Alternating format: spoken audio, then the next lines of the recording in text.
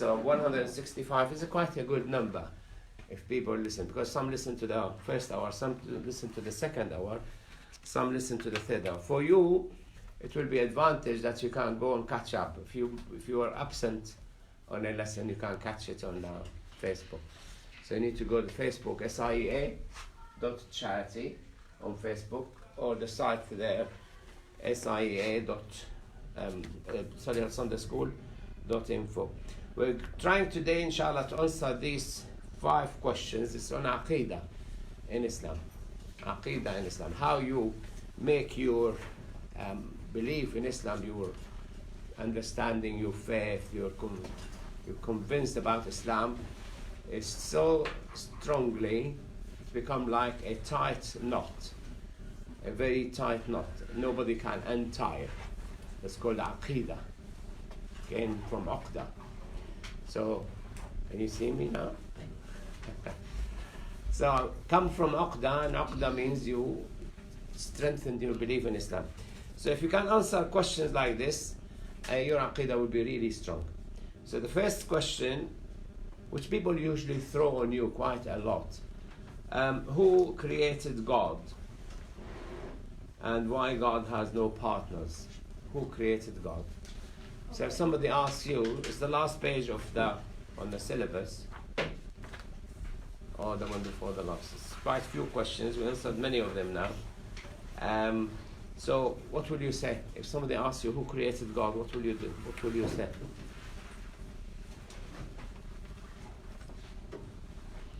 No one. No one. What would you say? No one. You have to decide on terminology, because you have a line there. Everybody under this line is created, and the one only above that line is the creator.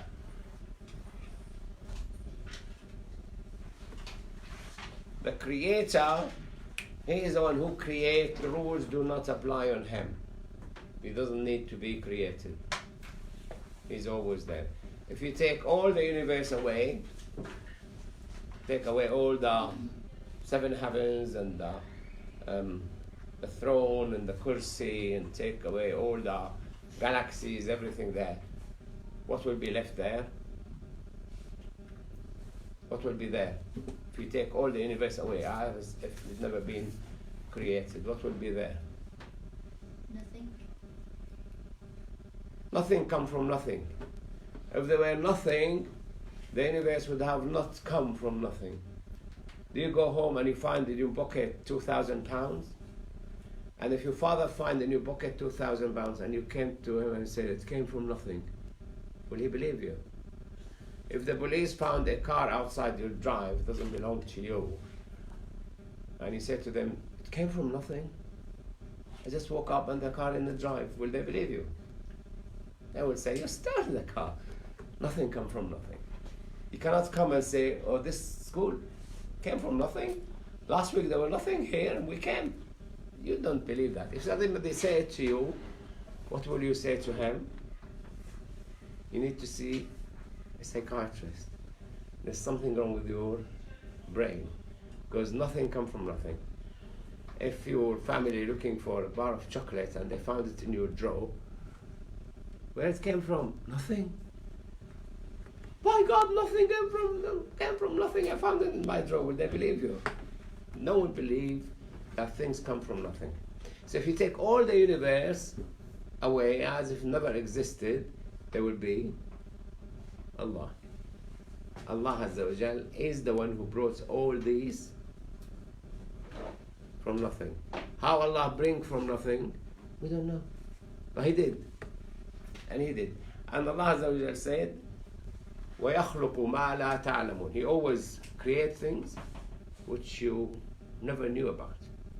And also He said in the Quran, كُلَّ يَوْمٍ هُوَ فِي شَأْنٍ. That every day Allah Azza wa Jal showing things we never knew would exist, or we never knew about it. That's, Allah uncover a law for us. Like today there's a news item. They discovered autoimmune particles in the blood, which could show that this lady might have cancer in the breast in 5 years. It's a great discovery, because every year tens of thousands of women die from breast cancer. But if you can discover that she is developing cancer before even the lump in the chest appears, that's a great discovery. You save a lot of lives. And Allah uncovered this to people, drew their attention to it. They found it.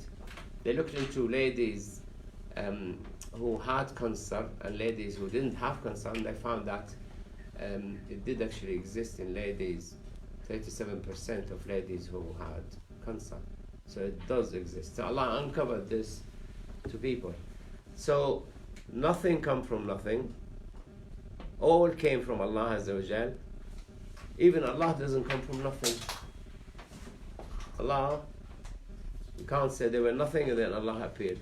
So the world who created Allah Azza wa Jal doesn't exist. Because even Allah doesn't come from nothing. If you want to say he wasn't there and he was created, who created him? Nothing. That's wrong. So Allah always there. There's no start to Allah Azza wa Jal. There's no end to him. And he creates. He creates. If you look into these tables, there must be a carpenter who existed first, and he made all the tables. Who created the first tables? A carpenter. It didn't come from nothing. Who built the first building? A builder. There was always somebody who was the first to do things. He is there. If he wasn't there, you wouldn't see any building built. You wouldn't see any tables made. You wouldn't see, if there were no car makers, you wouldn't see any cars made. So you have to have the creator all the time there for the creation to appear. So if somebody said, who created God? What's the answer? You can't ask this question. You can't ask this question. Because Allah always there. He didn't come from nothing. He didn't create himself. And he created everything else. If we take all the universe away, there will be Allah Azza wa Jal. And the word who created what only applies on this area. Who created the tree? Who created the sky? Who created the moon? Who created you? Who created your food? The question can be asked only here. You can't ask there. Because he's the creator. Did a table created the carpenter? No. Carpenter has been there. He has been there and he made the tables. So the answer to that question, the question is wrong. Like I said before, if there is a race and we said John came first, you can't ask a question who came before John. That's not a valid question. Who came before John? We said John came first. Who came before John? God knows. I don't want to listen to you. And I said David came last. Who came after David? David came last. Who came after David? You can't ask that question. If somebody insists on asking the question, you just ignore him and go. Because we said John first, David last, the rest in between. And you can't ask the question. Who came first before John? Who came after David? The second part of the question, why God has no partners? What's the answer? Doesn't need them. Yeah, it doesn't need. You only need partners if you are an expert, you want to make cars but haven't got the money. You want somebody who has the money, become your partner, yeah? If you have the money, you don't have the expertise, then you want somebody who will have the expertise, you make him a partner. You have the expertise about building cars, but you don't know how to sell them. So you need somebody who knows how to sell these cars. He will say, I only sell you cars if you make me your partner. You have no choice.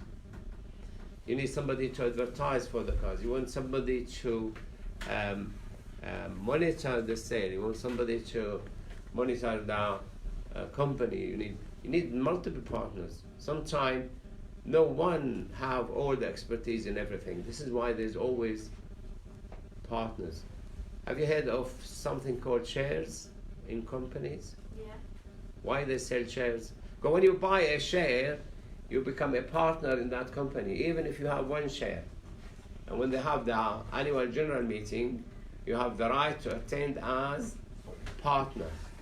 You're a shareholder. You own part of the company. Might be minute part, 1 in 100 million shares, but you're still a partner because you partnered with your money. You gave them your money to invest it. And most companies need partners because they have the expertise, they have so much money, but they need to build another branch in another country, in another city. Or they need to expand by making a new version of something, new car, new this. Then when you take coffee in Starbucks. Yeah. When he came, he wanted to enlarge his company. He wanted to put branches everywhere. He managed to raise, you know how much? When he went to people and said, I want to sell shares in my company, the first go, he raised $1 billion. So many people trusted him. Yeah, I will buy shares. Sell me shares in your company. So you become, and Allah doesn't need. Yeah, He created the expertise. He created the laws, the physical law, the chemical law. He created the matters. He created how matters interact with each other. He created you and your brain. So Allah doesn't need anybody to help him. So He doesn't need a partner. You need a partner because of what? So He has the expertise, He has the knowledge, He is the creator. Whatever He wants, He creates. Why He will need a partner? But if you go to Allah Azza wa Jal, we don't know what Allah is. I know I'm here, so I'm not in the school, in the house, I'm not in the market, I'm not in the hospital. So I'm here, I need somebody to be in my house to clean the house or receive the mails or answer the phone or whatever, or clean, or I need somebody in the hospital to treat, or I'm here, I can't go. If I'm on holiday, they usually appoint a locum to cover my work. So I can't be in 2 places at the same time. And I can't be definitely in 10 places at the same time. So if Allah is everywhere, why He needs somebody to represent Him somewhere else? The difficulty the Christian have, they think Allah Azza wa Jal above the throne, is high in heaven, so He doesn't know what's going on earth, so He needed a partner, and the best partner for them, they thought, He sent His Son. Why He needed a son after so many billions and zillions of years? Suddenly, 2,000 years ago, He needed a son. Obviously, the whole idea is wrong. Because Allah is not above the universe, He doesn't know what's happening here. He is not here, not there. You can't confine Allah to any space or time. Why is that? The same question before. Take the whole universe away. There's no heaven, there's no 7 heavens, there's no throne, there's no kursis, no planets, there's no galaxies, nothing. Where is Allah? The place appear when the place is created. Before you create the place, where is Allah? You can't say in every place, because there's no place. So you can't confine Allah Azza wa Jalla to a place. So He doesn't need anyone there because He's not there. He doesn't need anybody to stay here because He's going there. So He's aware of everywhere, every place He created, aware of everything He created all the time. He doesn't need a partner. Yeah? Doesn't need a partner because he's so strong. Doesn't need a partner because he's so skilled. Doesn't need partners because He creates whatever He wants. He modify whatever He wants, wherever it is. And then He's everywhere He created and beyond. He's not confined to a place. So you can't say who created Allah. The question is wrong. Allah is always there. If there were no God, nothing come from nothing, there wouldn't be anything at all, God or anything. Nothing come from nothing. So Allah always there. Nobody created him, but nothing come from nothing. Yeah? And he is the creator, he's not created, so he doesn't need to be created. He's the creator. He's the one who creates everything. And the same, I said, it's foolish question, like if you ask, if I say John came first in the race, you can't say who came before John. If I say David came last in the race, you can't say who came after David. The very question wrong. You can't ask the question. Can you say to me, why you came by car to the school? Why didn't you jump from your house to here? And my house is 5 miles away. Can you ask that question? Why didn't you jump from your house? What would I say? I was in the hospital. I was coming to the hospital once, and the lady came out of the hospital. And she said, guess what? I said, what? And she was very happy. She said, I married God. What would I say? What would you say? If somebody said, I married God. You can't answer her. You can't argue with her. Because she's not mentally stable. I said to her, congratulations. Congratulations. When was the wedding? She was last night. Yeah, fine, congratulations. I walked away. She was happy. I said, congratulations. If it was, one of you would say, what? Nobody married God. You can't argue with her. So if somebody asks a silly question, who created God? You just ignore him, because he's the creator. He's not. So it's the same. The table. If you come to me and say, the table was talking to me about you.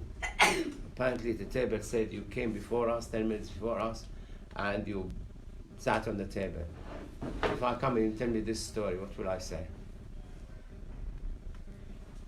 Me and the table are different. When you say the table talked to you, then I will say either you are drunk, or you are very ill and you're starting talking rubbish, or you are mentally ill. You have something wrong with your brain. So a guy came to me and he said he's very upset about the teachers abusing children. And he said one of the children told her mom, and the mom told the police, and the police put somebody undercover agent in the school, and they caught the teacher red-handed. And I said, how did you know? He said, easy. I have aerial implanted in my brain and I can intercept the police messages. So there's something wrong with his brain. I would not argue with him, you're wrong or you're right. I just walk away. Because he was my patient, I treated him. So there's certain questions you can't ask. You can't come and say to me, I'm different than the table. Don't come to me and say the table talked to you. Allah is different than us. Don't come and ask me who created God. He's the creator. All the laws apply to us, doesn't apply on Allah. We need to be created, and somebody made us. My mom married my dad, and I came as a consequence of that marriage.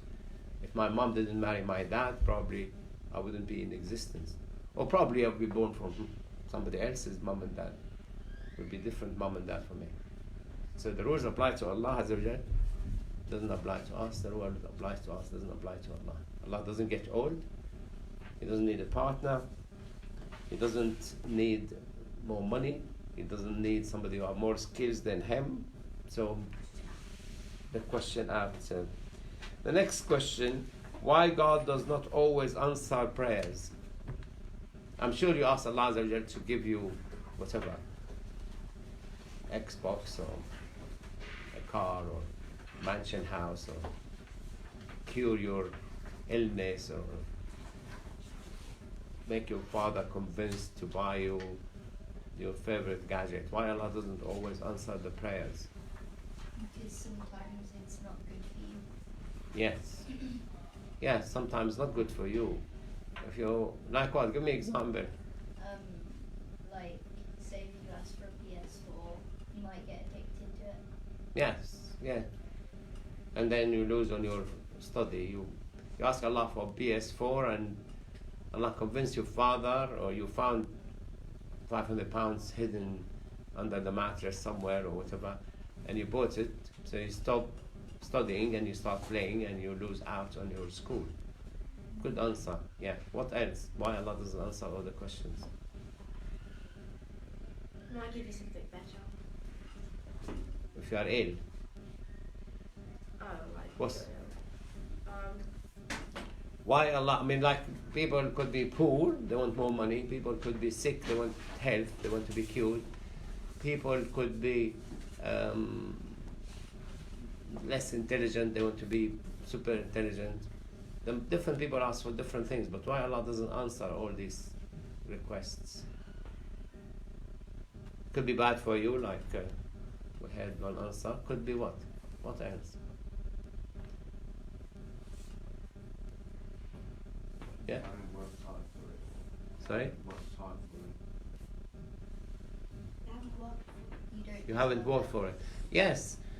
Yeah, that's very good answer. If you haven't worked for it, you can't sit down and say, oh God, glass of water, please. Oh God, God. You know there is tap over there. You have a bottle, you have a cup. You can go and get it. It's a silly question. You don't ask Allah Azza wa Jal for things you can do. If you want to go and get the water and didn't find the water, and you search for the water and no water anywhere, then you ask Allah Azza wa Jal, Allah, there's no water, you know, I'm lost in the desert and there's no water, and I dug the ground, I couldn't find water under the ground. Please. They asked the Prophet ﷺ. A man came and walked to the mosque, and the Prophet ﷺ was giving the khutbah. And he said, we drown. We drought filling everywhere. We don't have water to water our plants. We don't have water to give water to our animals, to ourselves. Please pray to Allah Azza wa Jal to send water. And no rivers and no wells. There's no water coming out of the ground. So the Prophet ﷺ was on the minbar. He raised his hand and he asked Allah Azza wa Jal for water. And when he finished the request, the water started coming. It kept raining. And kept raining and kept raining. And the next Friday, the Prophet ﷺ was giving the khutbah, and the same man walked in and said, oh Prophet of Allah Azza wa Jal, we drowned so much water. It's, you know, we can't even walk in water here, water there, the rain kept coming. And the Prophet ﷺ raised his hand to Allah Azza wa Jal, and he said, oh Allah, hawalayna wa la alayna, around us, but not on top of us. So Medina became, on Medina like became a circle, no water dropping on Medina, but the rain kept dropping outside. So if you are the right person and you ask the right question in the right time, Allah will answer you. If you ask the wrong question, you're the wrong person, and you ask for the wrong things, Allah is not going to respond to you. It's like, you know, if you are in the class and you say, teacher, can you come please and tie my shoelaces? You're 14 years old, mature person, intelligent. What will the teacher say to you? no. If you are a toddler, 2 years old, and you tripping on your, you know, because your shoelace is everywhere and you're stepping on it and about to fall, you don't even need to ask the teacher to tie the shoelaces for that toddlers. Yeah? So when Ibrahim ﷺ was inviting people to believe in Allah Azza wa Jal, and they don't want to believe in him, in Allah, and they decided to kill Ibrahim, so they set all this massive fire, and because it's massive fire they can't come near it, so they put Ibrahim in what's called manjanir to throw him from distance. So when he was thrown and he was in the air, Jibreel came to him and he said, do you need any help? He said, from you, no. What can you do? You're like me, created by Allah. He said, ask Allah. And he said, Hasbi min su'ali ilmuhu bihali. I don't need to ask, he knows what's going on. You don't even need to ask Allah Azza wa Jal. He will respond to you straight away. So Allah Azza wa Jal said to the fire, He created the fire. He said, be cool and safe on Ibrahim. قُلْنَا يَا نَارُ كُونِي بَرْدًا وَسَلَامًا. Not only cool, because he would die freezing. He said, cool and safe. And Ibrahim ﷺ said, the best time he enjoyed in his life was when he was in the fire. When he was in the fire. And he stayed in the fire for 1 full week. And people thought they would turn to ashes. And they saw Ibrahim walking out. Safe. Nothing wrong with him. He didn't stay in Iraq at that time.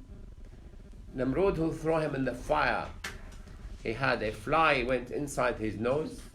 He couldn't get it out, and he died from the infection.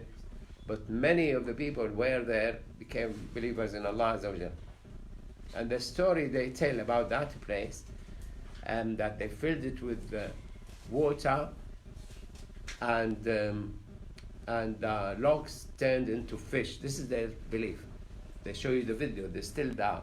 The bond is still there and full of fish.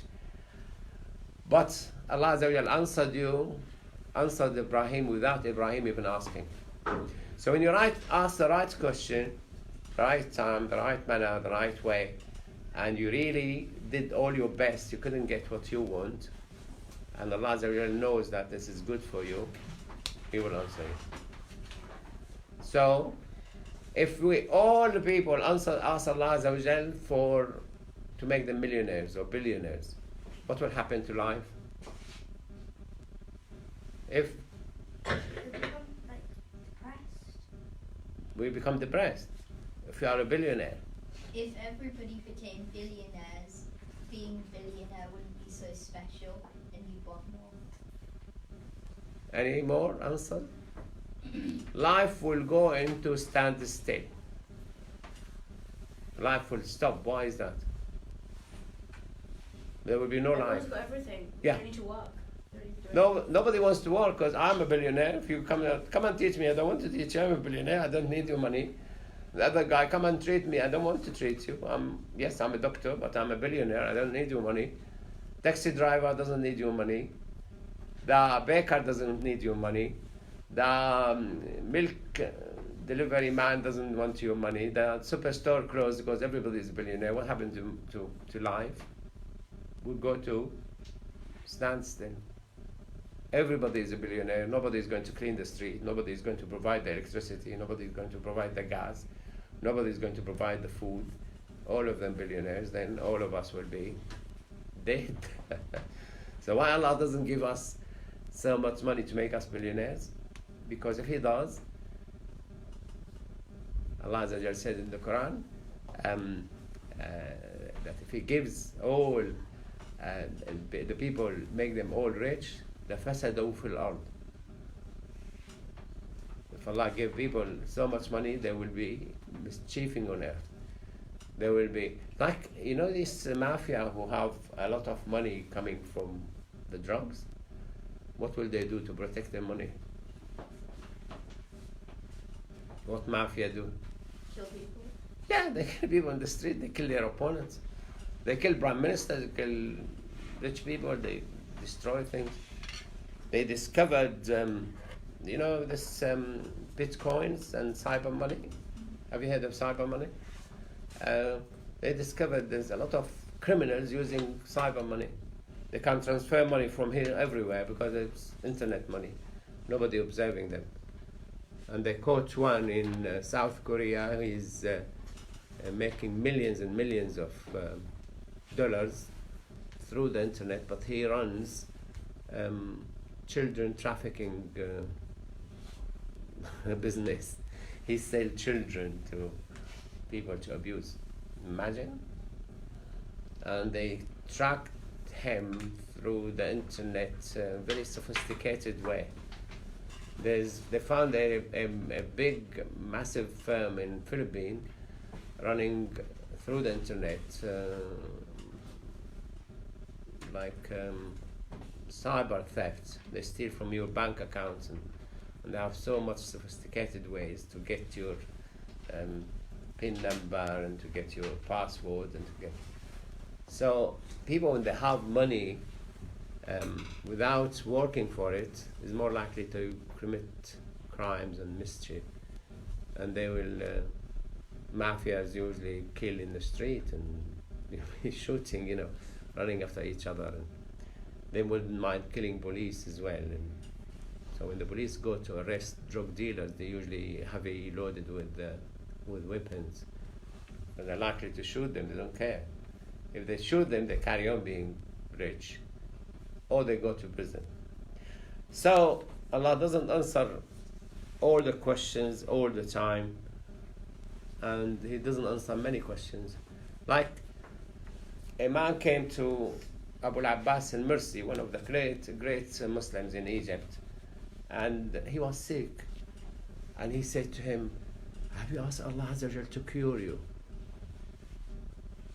You know what was his answer?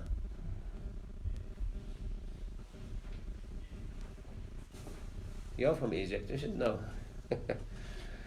He said, what do you think? When Prophet Muhammad was sick, did he not ask Allah to cure him? Am I better or Muhammad? He said, Muhammad. Why Allah didn't cure Muhammad? Because this is the law of Allah. You get ill, you ask Allah to treat you, He will treat you. How would Allah treat you when you're ill? Send you a box of antibiotics? How would Allah treat you when you're ill? Come on, you don't ask Allah to treat you when you're ill. I don't want Allah, I need a doctor.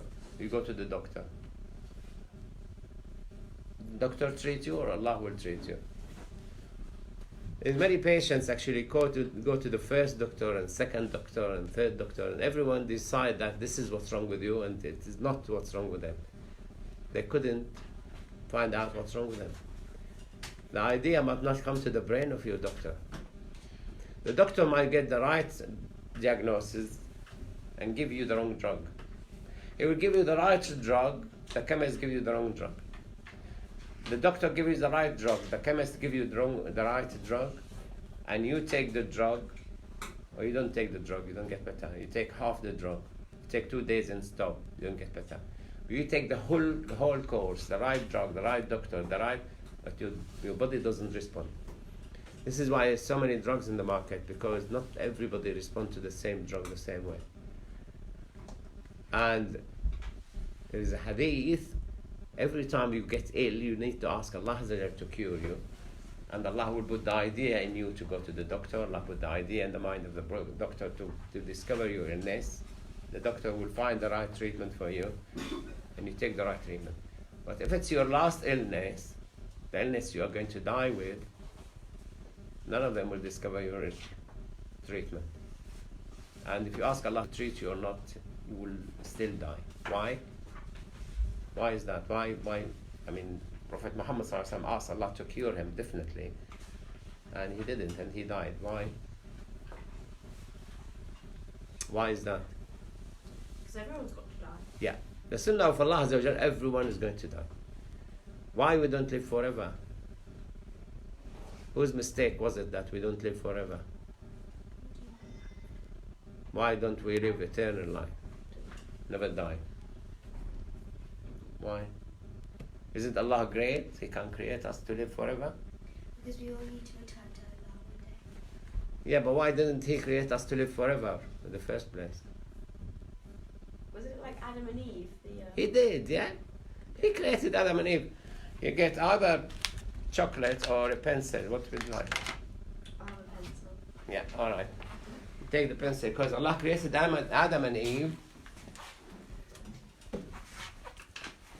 to live forever in paradise.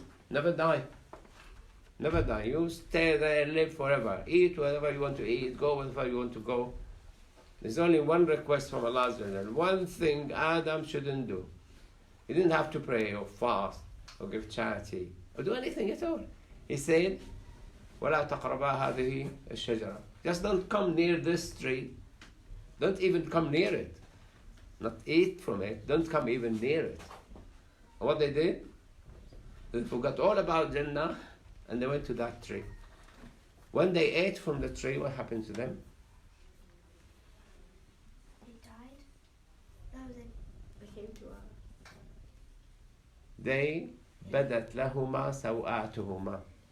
They became aware of needing the toilet to number one and number two. And there's no toilet in Jannah. There's no toilet in Jannah. Sorry, you have to go down to earth to use the toilet. So it was our great whatever grandfather Adam and Eve. But Allah Azza wa Jalla said you can go back there. How are you going to go back there? How would you go back to Jannah to live forever? Your body will not survive in Jannah in this way, because you will still need toilets. Yeah. I have a patient who was so worried about needing the toilet and not get there in time. So he was referred to me because he sit on the toilet seat for 2-3 hours. Because he thought every time he needs the toilet, he's already there. He can do his business. You will always need a toilet. So to go and live forever in Jannah, you need to die first and then recreated the same way Adam was. Adam had a body which will never die before he ate from the tree. Now Allah will recreate you in that shape, a body which will never age, will never die. Even Isa alayhi salatu wasalam will come back and die. And where will he be buried? Where Isa will be buried when he dies? Come on. Next to Heaven? he will come down to earth and die. When he comes down to earth, Allah said about him, وَإِنَّهُ لَعِلْمٌ لِلسَّاعَةِ. When Jesus comes back, it will be a sign the day of judgment is taking place soon. And then he will die, and he will be buried in Medina, next to Prophet Muhammad sallallahu alaihi wasallam.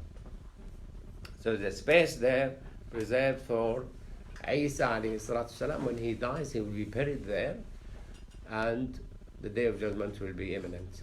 And then Allah will send a wind from Sham, will take the soul of all the believers. Everybody who believes in Allah Azza wa Jalla will die from that smell, targeting the believers. Why Allah wants the believers to die?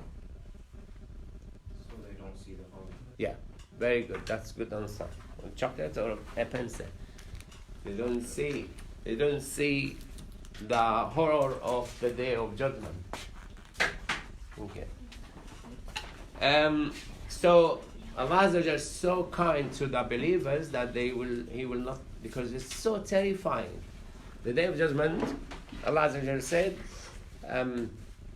يا أيها الناس اتقوا ربكم إن زلزلة الساعة شيء عظيم يوم ترونها تذهل كل مرضعة عما أرضعت وتضع كل ذات حمل حملها وترى الناس سكارى وما هم بسكارى ولكن عذاب الله شديد. When the day of judgment takes place, a mother will be breastfeeding the child, will throw the child away. A mother could be pregnant and abort from the fear, from the mighty of the day of judgment, and people will be moving like if they are drunk. And they are not drunk, where will you go? I mean, if there's a volcano there, you go that way. If there's earthquake here, you go outside and try to be flat, whatever. But if the whole earth is disintegrating, exploding, the sea is boiling, where will you go? Where will you go? There's no place to go. That's it. So Allah Azza wa Jal will answer the prayers as He sees fit for you. When the Prophet ﷺ finished his message, Allah said to him, اليوم أكملت لكم دينكم. Today I've completed your religion. That's it. You're not needed anymore. When the ayah said إذا جاء نصر الله والفتح, the surah, ورأيت الناس يدخلون في دين الله أفواجا فسبح بحمد ربك واستغفره إنه كان توابا. When the victory from Allah comes and you see people entering into Islam in groups, in crowds, praise your Lord.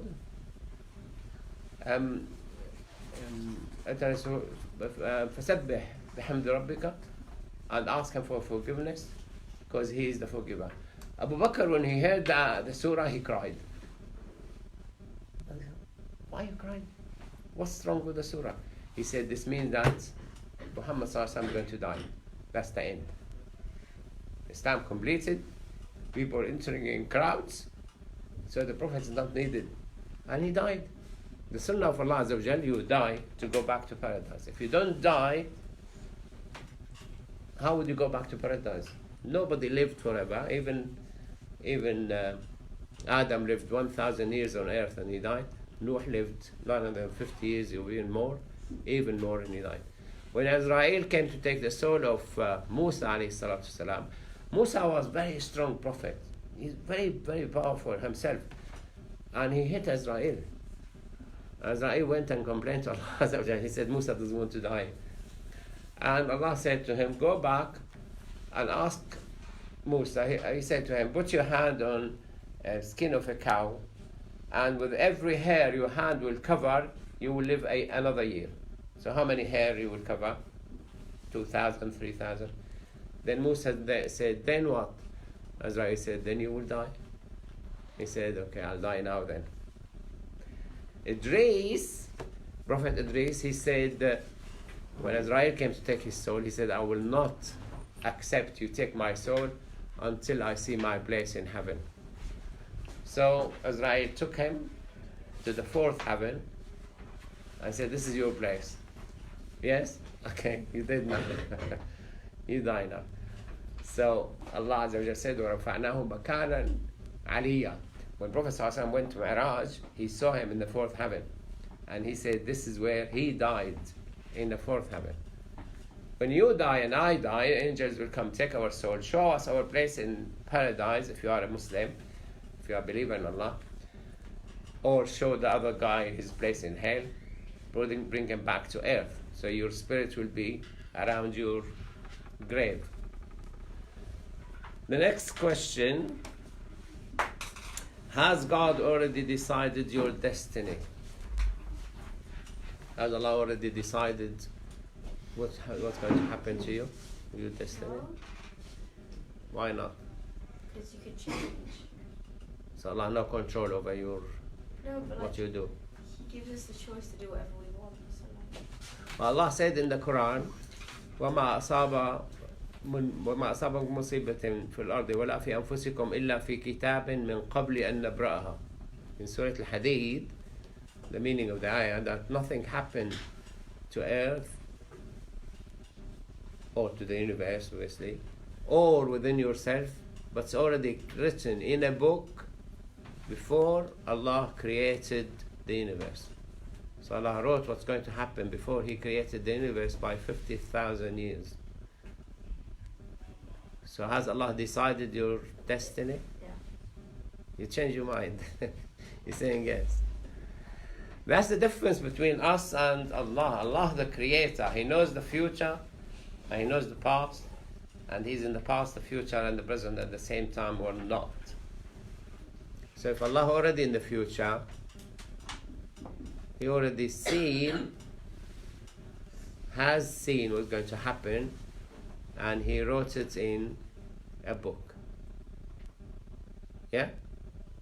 So He's already in the future. The easiest way for you to accept that, if I'm going to London walking and you're going by a helicopter and you saw everything on the motorway on the way to London, and you phone me, you say, I'm in London now, but it will take you 3 days to get here, or a month. If you walk a mile an hour, then it will take you 105 hours.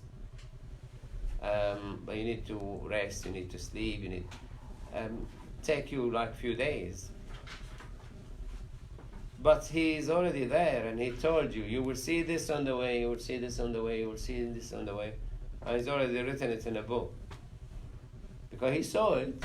You still have to walk for the 3 days or 5 days to see one after another. But what you will see is already seen. So Allah Azza wa Jalla is not like us. Rules do not apply on Allah Azza wa Jalla. So Allah Azza wa Jalla knows what's going to happen, although you are doing it. And Allah make you aware that you're doing it by your own choice. But sometimes you do things without your choice. That's when Allah Azza wa Jal intervene. He doesn't want you to go to school, the car will never start. He doesn't want you to wake up in the morning, something goes wrong with the alarm clock. You get ill, he wants you to be ill for 2 weeks. Doctors give you drugs and say you will be okay in 2 days, you won't. Because Allah decided something else. We said last time, things you do, it's done by you if you have a choice. If you don't have a choice, it's Allah's decision. Allah decided that you have 2 eyes. You're not going to have 1,000 eyes like the small fly. The small fly, you know the fly? Fly everywhere. See how many eyes it has. So when a fly look at you, they see you like, millions of you. When the cat look at you, you know how shall cat see you? The cat's eye is like this, like spindle. So the eyes see that you have no brain, no legs, but you are all stomach. The cat see you differently. When you look at people, you see them as they are, or as you think they are. So the answer to that is, Allah is not like us. Allah knows what's happening, and He sent prophets. What the prophet's job to do? What prophets do? Spread the message of By definition. What's the name means? Prophet. What the prophet does? the messenger. Yeah. Very good. That's your pencil or chocolate. Oh, you have pencil. Yeah, you get your chocolate and you can throw it away just on your way out. Prophesize the future. The prophets prophesize the future. They tell you what's going to happen tomorrow and the day after. And this is why Allah wants us to know there is day of judgment. And Allah wants us to know there is heaven and hell. And that's the law of Allah Azza wa Jalla. He sent prophets to prophesy the future, and you come to see the future. Future you're not going to see is the future which happens after you die. And Allah said, after you die, your future will be either you go to paradise or go to hell. So it's important that you know Allah knows the future, so you get yourself ready to go to paradise. Yeah? Sallallahu alaihi wa sallam. Muhammad wa ala alihi wa sahbihi wa sallam.